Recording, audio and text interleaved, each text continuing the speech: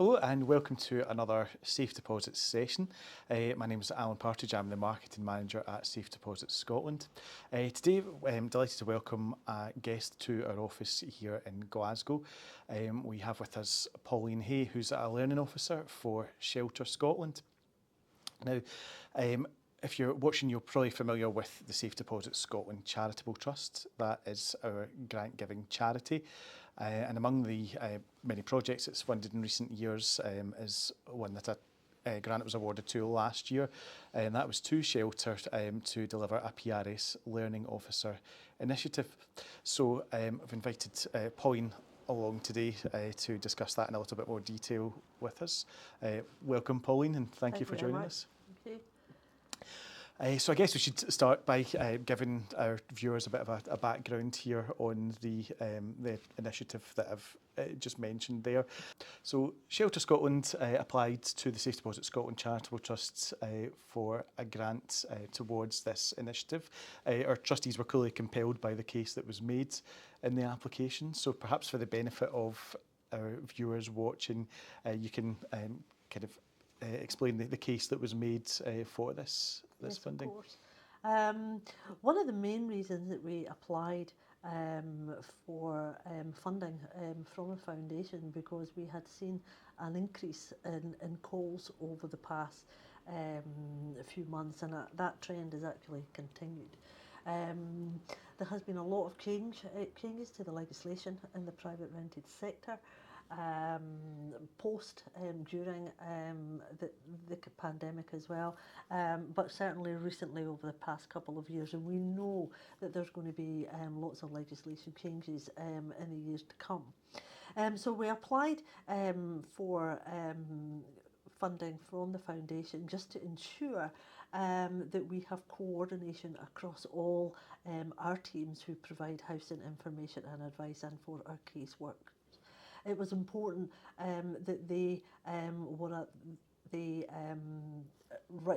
that at the front end of taking housing queries, so it was important that they were first to get up to date, to speed with that information. So that was one of the main reasons that we applied for the funding, but also to bring kind of coordination between those teams as well, to make sure that the knowledge from one team was shared with another. So we wanted to do that, and we wanted to put mechanisms in place where not only that information was shared, but where we as a team could take that forward and to develop training as well, which we have done, and provide resources and improve our website, and just in general ensure that our housing right workers are knowledgeable across all sectors, and particularly the private rented sector, because that is lots of changes to the private rented sector, so it's that they're at the forefront, so that they themselves can be, the knowledge can be increased. They can then turn that knowledge onto tenants, and in turn, because of a lot of the outreach work they do, they can share that knowledge with the wider housing sector. So what are the most common types of PRS inquiries that are received by advisors at Shelter Scotland? Well, the most common types of inquiries that Shelter receive are around eviction notices. So we very often see those, and we are checking to make sure that all the paperwork is correct. We get lots of inquiries about disrepair, particularly around condensation, damp and mould. And we also get lots of queries around unfair tenancy conditions as well, so we see a lot of that. But we've also seen, and certainly this year we've seen a rise in increases of calls and inquiries around the rent increases, and a new rent adjudication process that was introduced in April this year. So we've seen a lot of inquiries around that as well. And we've certainly seen a spike in that in March and April this year. So it's been timely that this initiative has been in place. Without a doubt, and we've seen that trend kind of continuing as well.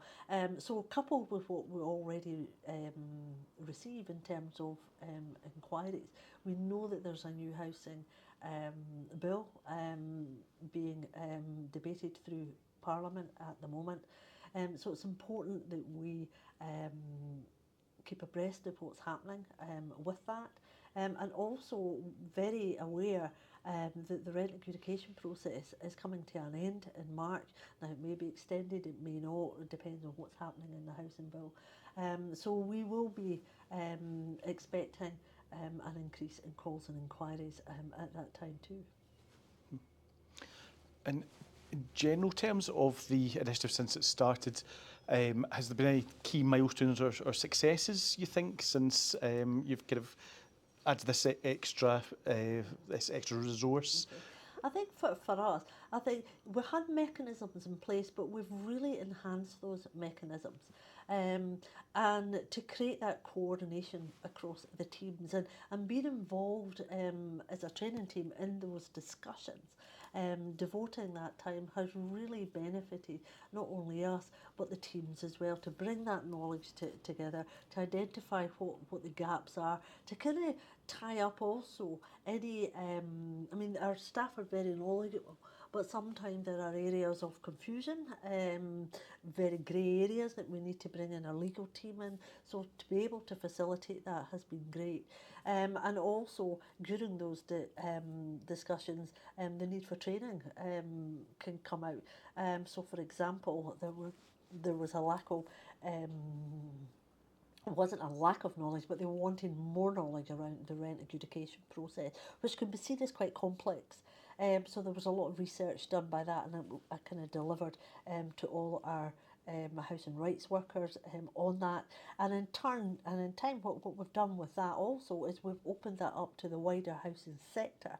So we've used that as well to build capacity in that sector. So I would say that was certainly a success of that, and also, as I say, the facilitation of those discussions as well. And also, you know, it's an opportunity to kind of help housing advice workers perhaps do some advocacy and outreach work. So for example, one of our housing rights workers, he was approached by a consortium of organisations, and they were looking for training in Edinburgh around homelessness, but also on the private rented sector. So we were able to not only give him the information that he needed, but really ensure that his knowledge about the new rent adjudication process was up to speed as well. So he was able to deliver that to that consortium. So again, not only it's about building knowledge in Shelter Scotland, but it's about building the capacity in the wider housing sector as well. So we're quite proud of that. So Pauline, the project as it stands under its current funding is scheduled to run until March 2025. Are there any other things that you would like to see the project having achieved by that time? Well, one of the things that we'd really like to achieve is starting some work with the Student Advisory Service in Dundee. We have identified that there seems to be some knowledge gaps within the student sector in Dundee, and particularly we think, well, we've actually got evidence to say that it's students who are moving out of halls into private rented accommodation that their knowledge really needs to be increased. So we want to work with them. So that's about creating resources. What that training, perhaps we'll do training, I'm not sure what that's going to look like as yet, because as I say, we're still working with them. But we want really for them to have resources in place that they can use and give advice on and be able to pass out to their students. But also from that, there might be other universities who would benefit from that.